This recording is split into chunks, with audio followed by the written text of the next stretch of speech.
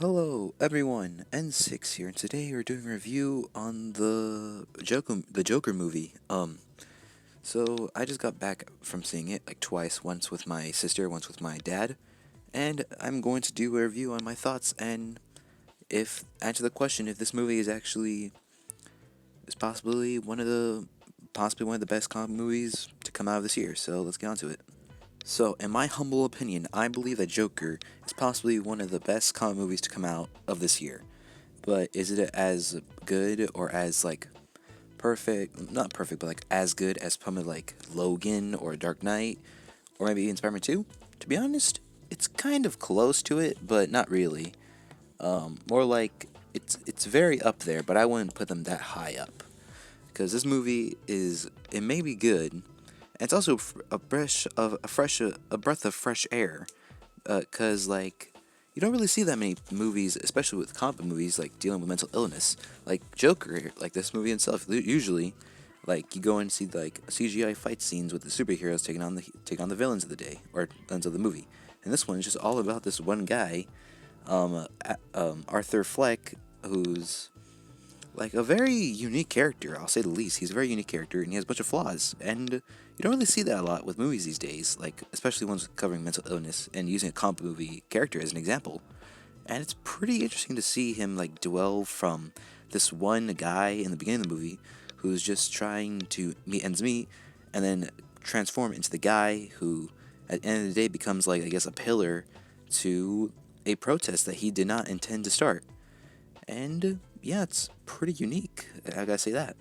Now with most movies, this movie does have flaws, but not for me. I don't have that many flaws in the movie. I think maybe like two of them have flaws, or maybe only one. The number one flaw, the romance plot.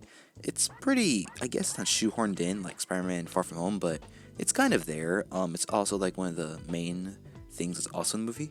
Another, but that's just like a minor thing I have. Like another minor thing I have with the movie is like this whole the Waynes. The Waynes for like in my opinion, I didn't believe the Waynes should have been in the movie. Like it's supposed to be a standalone film, and in my opinion, I don't believe the Waynes should have been in the film.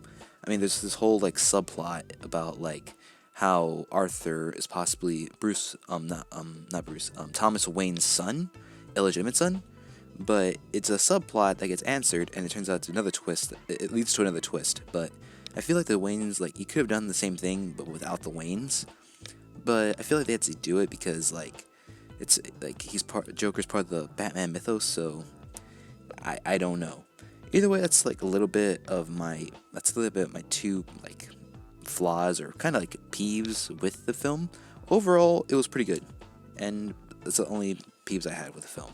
Now, the positives, though, those outweigh the little flaws I have. Like, the score in the film, the music is like it's very good. Especially, like, I don't want to, like, the soundtrack or the orchestra the score that, like, inputs, it's embedded in the film. Especially like the orchestrated parts, like especially the parts where Joker's dancing.